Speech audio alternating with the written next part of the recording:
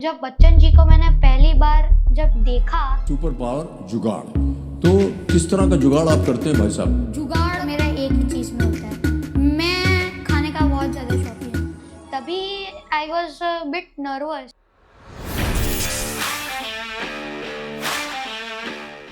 ये जो 3 साल से रुद्र की तैयारियां चल रही थी केबीसी के लिए,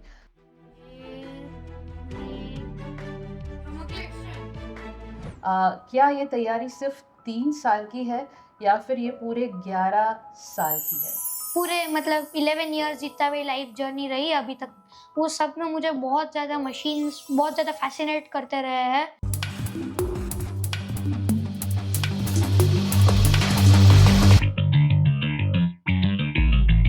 तुमने जैसे बोला कि तुम्हारा पैशन है फॉर मशीन्स एंड कंप्यूटर्स, तो how did you build this passion for coding and computers and mechanics in general?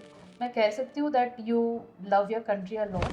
क्योंकि जो रिकॉर्ड रुद्र ने बनाया है वो केबीसी इंडिया में अब तक का फास्टेस्ट फिंगर फर्स्ट का 2.4 सेकंड में उसने जवाब दिया था। केबीसी में जिन जिन बच्चों ने सही जवाब दिया है उनके नाम यहाँ आ जाएंगे।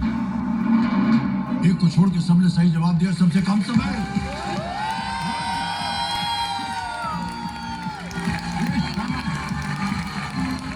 फॉर एग्जाम्पल अगर मैं टाइम ट्रैवल भी कर लिया हो और 6 या 7 महीना पहले मैं उसको पूछूं ना that Rudra in this year you are going to KBC, I wouldn't believe at that point कि क्या बात कर रहे हो यार, मैं केबीसी में कैसे जा सकता हूँ। बिफोर सक्सेस आप हैंडल कर लोगे, लेकिन आफ्टर सक्सेस हैंडल करना बहुत हार्ड रहता है। कि मैं बहुत शांति से मैंने बहुत हैंडल किया था उसका। एक्चुअली मैं कहूँ 100% credit of that goes to my mother and my father.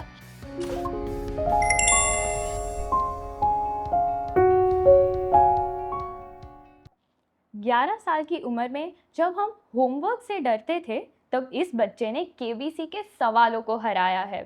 जब हम एग्जाम्स से स्ट्रेस्ड आउट थे, इसने फास्टेस्ट फिंगर फर्स्ट का रिकॉर्ड बनाया है। जहां हम मार्क्स के पीछे भागते हैं, इसने नॉलेज को चेज किया।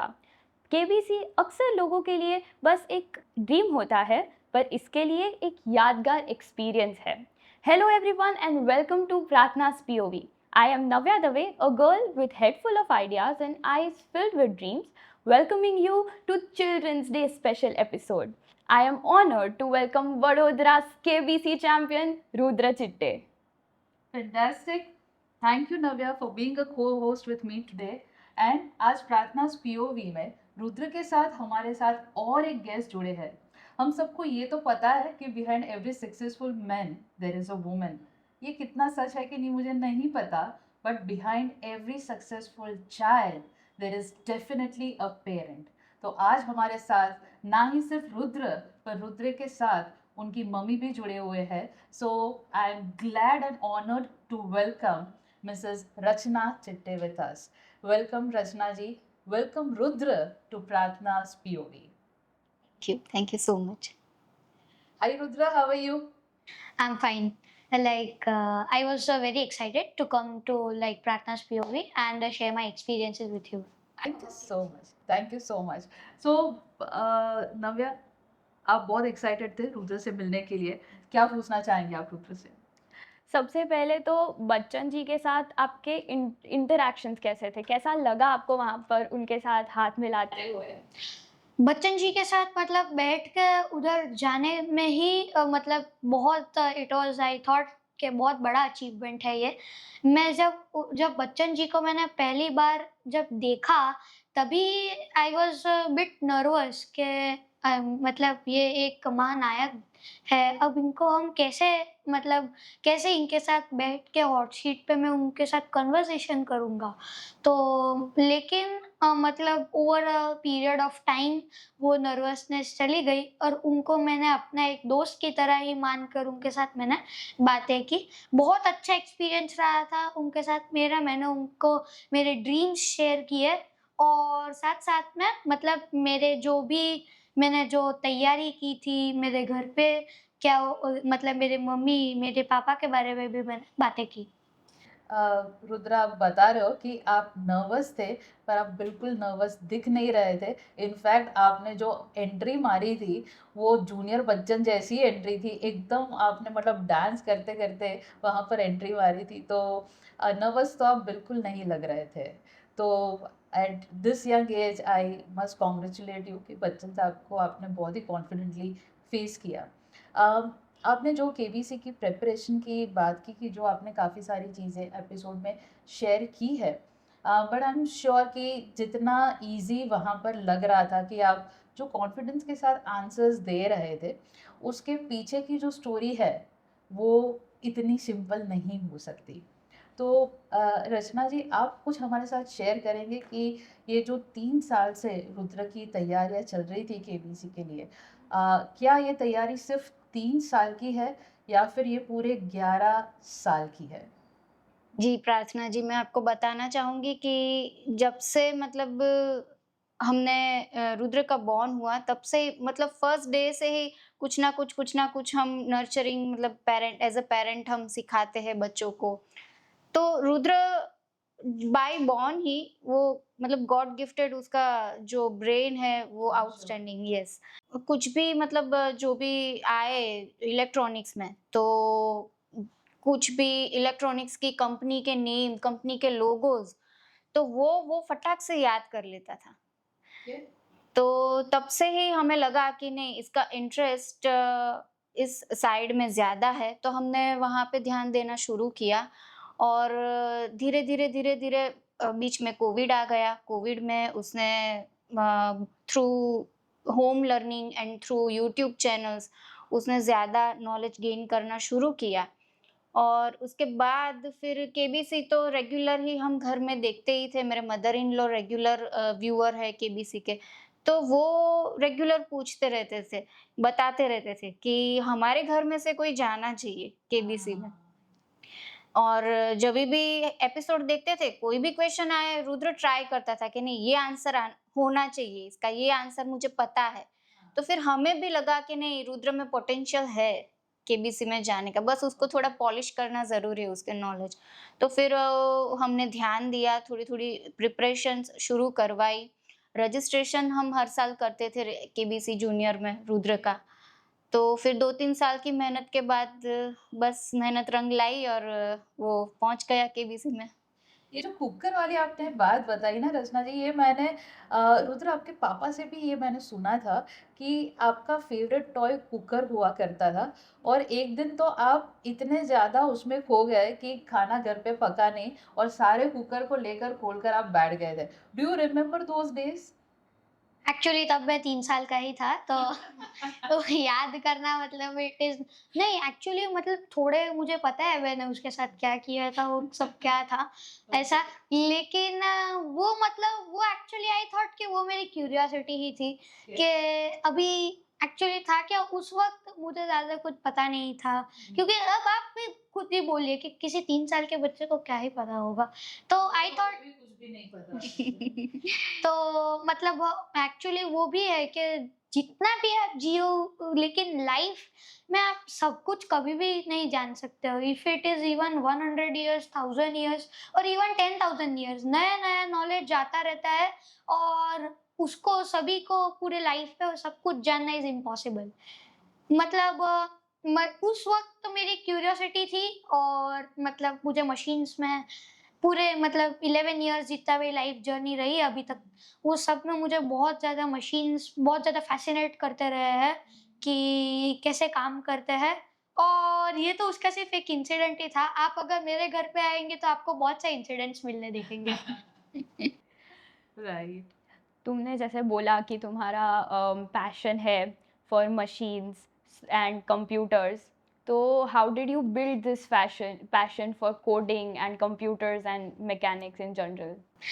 तो मतलब मेरा ये जो पैशन था वो मेरा मतलब आया कि व्हेन इट वाज कोविड। तो कोविड में था क्या, like many people were just like sitting around, उनके पास बहुत सा फ्री टाइम था एक्चुअली। तब मतलब जो होम स्कूल मतलब तब ऑनलाइन क्लासेस हुआ करते थे, तो तब मुझे बहुत सारा टाइम मिल रहा था कि क्या मतलब करूँ। तो तब मैंने सोचा कि why not like I connect this fascination और उसके बारे में मैं और जानूँ। वो जो क्यूरियोसिटी थी, वही मुझे ड्राइव करती गई। मैंने यूट्यूब से अक्सर लोग बोलते हैं कि शॉर्ट्स और जो रील्स होती है, वो एक्चुअली हमारे प्रोक्रास्टिनेशन ही ज़्यादातर करवाती है। बट मैंने उसको कंप्लीटली टर्न अराउंड करके वो यूट्यूब को एज़ अ टूल बनाकर उससे मैंने नॉलेज गेन किया, उसके अंदर ज़्यादा डीप डाइव करता रहा और मैंने इसी तरीके से मेरा जो मतलब जो पैशन था, तो मैंने धीरे-धीरे करके ब्लॉक मैंने उसको बिल्ड किया और ऐसे जाकर मैं एक्चुअली आईटी और कंप्यूटर साइड में भी मैं गया। कंप्यूटर से मुझे याद आया कि you had mentioned Bharat operating system in KBC, तो आप उसके बारे में ज़्यादा इलैबोरेट कर सकते हैं? तो भारत ऑपरेटिंग सिस्टम में मतलब मेरा एक्चुअली गोल था एक कि मैंने बहुत सारी चीज़ें एक्चुअली उस वक्त है ना, जो हमारे प्राइम मिनिस्टर श्री नरेंद्र मोदी जी है, उन्होंने आत्मनिर्भर भारत इनिशिएटिव लॉन्च किया था। तो मैंने सोचा कि मतलब ऑपरेटिंग सिस्टम्स ने भी मुझे बहुत फैसिनेट किया था। I was looking into everything of coding, everything that is powered by programming. तो ऑपरेटिंग सिस्टम भी एक चीज़ मुझे मिली। But the problem is that India के पास खुद की एक ऑपरेटिंग सिस्टम है ही नहीं। इसी चीज़ से मतलब मैं इंस्पायर होके मैंने सोचा कि मैं खुद की मतलब एक इंडिया की फर्स्ट इंडिजीनियस ऑपरेटिंग सिस्टम बनाऊंगा जो खुद से बिल्ड हुई होगी इंडिया के द्वारा। Made in India, make in India भी जो हमारा इनिशिएटिव था उसके तहत। और that's how I got into Bharat operating system. I must say Rudra, ये साल की उम्र में जनरली बच्चे हम देखते हैं, उनको ये होता है कि हमें भारत से बाहर जाना है, हमें भारत से बाहर जाना है, हमें दूसरे डेवलप्ड कंट्री में जाकर हमारा फ्यूचर बिल्ड करना है। पर आपके अंदर सिर्फ जब आप कहते हैं कि आपको भारत के लिए एक ऐसी ऑपरेटिंग सिस्टम बनानी है, ये सिर्फ एक ऑपरेटिंग सिस्टम या योर लव फॉर कोडिंग या योर लव फॉर टेक्नोलॉजी नहीं बता रहा, ये your love for your country भी कहीं पर बता रहा है। तो अगर मैं सही सोच रही हूँ, क्या आप एक मैं कह सकती हूँ that you love your country a lot? जी हाँ, मतलब आप कैसा कह सकते हैं क्योंकि मैंने बहुत सारी ऐसी चीज़ें प्लान की है। एक्चुअली भारत ऑपरेटिंग सिस्टम तो जस्ट इफ़ यू कंसीडर वो तो सिर्फ़ एक एम्बिशन है, एक गोल है। मतलब उसके अलावा भी केबीसी में मैंने बहुत सारी चीज़ें शेयर की थी कि मुझे साइबर सिक्योरिटी टूल्स में भी बहुत इंटरेस्ट है। मैं अपने जो इंडिया है उसको स्पैम्स और स्कैम्स से थोड़ा फ्री करना चाहता हूँ। मतलब आप कह सकते हो कि yes I do love my country. और मैं जो भी बच्चे जो मेरी तरह मतलब मैं आप कहना सकता हूँ कि आप मेरे एक तरह से तो क्लासमेट्स ही हो क्योंकि you are sharing the same journey as me, you are sharing the same life journey which I say as मी। और मैं भी आपको यही कहना चाहता हूँ कि जो भी हो we are the future of India और हमें ये और आप भी इंस्पायर हो मुझसे, ये करो और आगे बढ़ो। So proud of you, yaar. Love you for this because I also love my India. First day आप केबीसी में थे, फास्टेस्ट फिंगर आप क्रैक नहीं कर पाए, आपका आंसर राइट था पर आप हॉट शीट पर नहीं आ पाए। दूसरा दिन आता है, वापस आप जाते हो, वापस फास्टेस्ट फिंगर आप नहीं कर पाते। तीसरे दिन पर आने से पहले मैं रचना जी आपसे जानना चाहूँगी कि आप शाम को रात को जब रूम में जाते थे, हाउ डिड ही टेक और how did he handle these 2 days? एक तरह से फेलियर नहीं है पर एक तरह से मैं कह सकती हूँ कि 2 दिन आप हॉट सीट पर नहीं आए, हॉट सीट पर आने से फेल हो गए। तो ये जो छोटा सा एक फेलियर रहा before this big win, how did he handle it? उसने बहुत ही पॉजिटिवली ये लिया क्योंकि मैं ऐसा बोल सकती हूँ कि ये फेलियर ज़रूरी था रिकॉर्ड बनाने के लिए, क्योंकि जो रिकॉर्ड रुद्र ने बनाया है वो केबीसी इंडिया में अब तक का फास्टेस्ट फिंगर फर्स्ट का 2.4 सेकंड में उसने जवाब दिया था जब वो हॉट सीट पे पहुंचा था। और ये रातों रात तो हो नहीं गया है। हमने अगले दिन मतलब जब हमें एक दिन पूरा संडे का एक्स्ट्रा मिला, तो फिर रुद्र ने ठान लिया कि नहीं, इट्स मतलब डू और डाई सिचुएशन है मम्मी, मुझे ये करना ही है। मेरा नॉलेज, मेरे पास कितना नॉलेज है, मैं कितना अच्छा खेल सकता हूँ, मैं कितना अच्छा ये बता सकता हूँ, तो वो सिर्फ़ मैं हॉट सीट पे पहुँचूँगा तो ही पॉसिबल होगा, नहीं तो नहीं होगा। और आउट ऑफ 10 कंटेस्टेंट्स जनरली अगर हम एवरेज देख सके तो 6 टू 7 कंटेस्टेंट ही पहुँच पाते हैं हॉट सीट पे। और देखा जाए तो उसका आईक्यू लेवल और उसकी वजह से उसको बड़े मतलब बड़ी बैच में, बड़े बच्चों की बैच में रखा था। तो कंपटीशन तगड़ा था क्योंकि जो भी बच्चे थे वो उससे 2 साल बड़े थे। हाँ, मैं हाँ। वही वंडर कर रही थी रचना जी कि उसके एज के हिसाब से हाँ। क्योंकि वो 11 साल का है, तो वो 11 साल की एज ग्रुप में ना होकर वो 12 टू 16 यस, 12 टू 15 की बैच में उसे रखा गया था। हाँ, तो पहले 2 दिन वैसा ही हुआ क्योंकि बड़े बच्चे अगर 1 साल भी आप सोचो तो हाँ, स्पीड में काफ़ी फ़र्क हो जाता है हो बच्चों। जाते हैं। और हमने वहाँ पे जाके देखा कि बच्चे 2 हाथ से फास्टेस्ट फिंगर फर्स्ट खेल रहे थे। हाँ, यस, और रुद्र ने प्रैक्टिस 1 हाथ से की हुई थी। अभी अगर हम 2 हाथ से उसे करवाने जाएँ तो ज़्यादा कन्फ्यूजन बढ़ जाएगा।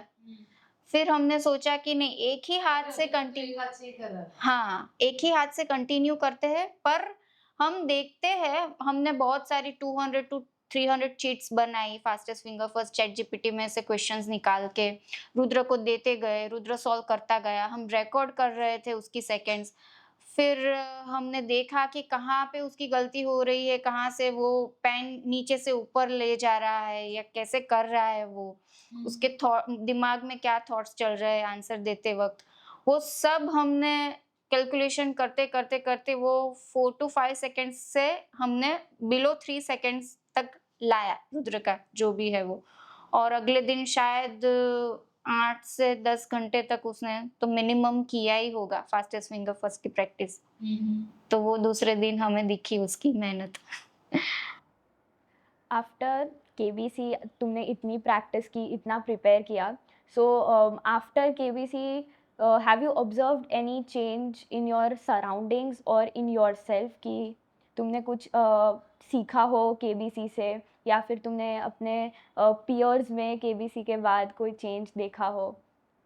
बिफोर केबीसी लाइक मेरा थोड़ा आफ्टर केबीसी मतलब हुआ क्या, I had this confidence in my self के आप के डिटर्मिनेशन से कुछ भी हो सकता है। लाइक आप कोई भी गोल अचीव कर, आप कोई भी गोल ले लो, आप उसको कर सकते हो, आप उसको अचीव कर सकते हो। अगर मैं खुद को मतलब कुछ महीनों पहले भी पूछूँ ना कि रुद्र, मैं अगर कोई इफ फॉर एग्जांपल अगर मैं टाइम ट्रैवल भी कर लिया हो और 6 या 7 महीने पहले मैं उसको पूछूँ ना that Rudra in this year you are going to KBC, I wouldn't believe at that point कि क्या बात कर रहे हो यार, मैं केबीसी में कैसे जा सकता हूँ ऐसा। मतलब दैट इज ट्रूली माय मतलब मेरा पूरा जो पर्सपेक्टिव था अबाउट अचीविंग वो पूरा मेरा चेंज हो गया है। सराउंडिंग्स में भी मतलब अगर मैं कहूँ तो मेरे जो फ्रेंड्स थे वो बहुत प्राउड थे कि मेरा एक दोस्त है वो केबीसी में गया। और लेकिन माय पर्सपेक्टिव वाज दैट कि always I will be humble. और मैं अपने ऑडियंस को भी कहना चाहता हूँ कि आई होप कि आप मेरे से भी ज़्यादा अच्छी अचीवमेंट्स करो, लेकिन never ever be arrogant, never ever be over confident. अगर मैंने देखा है कि बहुत सारे लोग ओवर कॉन्फिडेंस में ही अपनी जो इतनी बड़ी अपॉर्चुनिटी होती है उसको लूज कर देते हैं, और वो मैं नहीं होना दे चाहता हूँ किसी को भी। और ये चीज़ भी मतलब बहुत इम्पोर्टेंट है व्हेन यू आर हैंडलिंग, क्योंकि उसमें होता क्या है, द बिफोर सक्सेस आप हैंडल कर लोगे, लेकिन आफ्टर सक्सेस हैंडल करना बहुत हार्ड रहता है।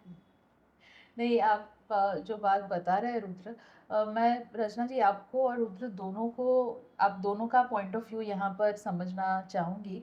केबीसी की ही अगर बात करते हैं, एक तरफ हमने रुद्र को देखा कि जहाँ पर उसका जो पूरा बिहेवियर है, उसका जो पूरा अप्रोच है, it is very down to earth, it is very humble. और पूरे एपिसोड में हमने देखा कि वो बहुत ही रिस्पेक्टफुली बच्चन साहब और सारे लोगों के साथ उसका जो बिहेवियर था वो था। साथ में अभी ऐसे भी कंटेस्टेंट्स ट्रोल हो रहे हैं कि जो सो कॉल्ड आज के बहुत ही कूल किड्स थे, कि जो कूलनेस दिखाने में कहीं पर ऐसा लग रहा था कि अ, कई लोगों ने बोला कि ये कूलनेस नहीं है, ये मिसबिहेवियर है, ये कहीं पेरेंटिंग पर क्वेश्चन है। तो कई बच्चे हैं उनका अप्रोच कुछ अलग है, और रुद्र का अप्रोच जो है वो काफ़ी अलग है। तो ये कूल बच्चे का डेफिनेशन क्या होता है रुद्र? कूल बच्चे का डेफिनेशन, अब कूलनेस का डेफिनेशन तो मुझे भी नहीं पता। If I tell you, see I am also like very you think you are cool? Cool का पहले अगर आप समझो तो कूलनेस इज लाइक कि आप मतलब कूलनेस को है ना लोगों ने ना कम्प्लीटली अलग बना दिया है। अब लोग कूलनेस को क्या कहते हैं कि it is like being flashy, it is like being trendy, but that's not what is coolness. Coolness is like what you can handle. आप कितना कूल और कंपोज रहते हो, कितना, that is actually I what I think is coolness. And I truly believe कि I am cool, कि मैं बहुत शांति से मैंने बहुत हैंडल किया था उसका। एक्चुअली मैं कहूँ 100% credit of that goes to my mother and my father. तो ये मतलब, और इसमें है क्या, कभी कभी हम लोग ये जो ट्रेंडी और जो फ्लैशी थिंग्स में है ना, कभी कभी वी फॉरगेट के where we are, what are we doing. उसी चीज में हमें कभी कभी घमंड आ जाता है। वही मैंने अभी प्रीवियसली बोला कि वही चीज़ हमें इग्नोर करनी है, वही चीज़ हमें कट आउट करनी है हमारी लाइफ से। और वही है, अब मुझे नहीं पता कूलनेस का डेफिनेशन मेरे मदर का क्या होगा, देखते हैं क्या है। नहीं नहीं प्रार्थना जी, मैं बस यही बताना चाहती हूँ कि हमें अपने रूट्स जो है वो पकड़ के रखने चाहिए। और रुद्र को भी ऐसी ही तालीम हमने बचपन से दी है। एक्चुअली जो जॉइंट फैमिली का जो बेनिफिट होता है वो हमें कहीं ना कहीं रुद्र में अभी दिख रहा है, क्योंकि हम जॉइंट फैमिली में रहते हैं। तो रुद्र को पहले से ही, भले ही वो सिंगल चाइल्ड है, पर उसको शेयरिंग और फिर छोटे मतलब उसके कजिन ब्रदर एंड सिस्टर है, तो केयरिंग शेयरिंग वो सब उसको उसमें आया है।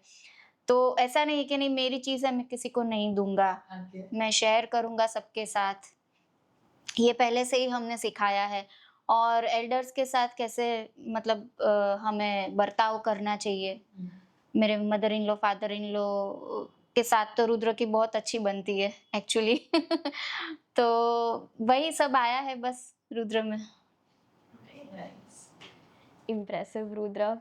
अच्छा, who is your role model? My role model, मैंने केबीसी में भी ये कहा था।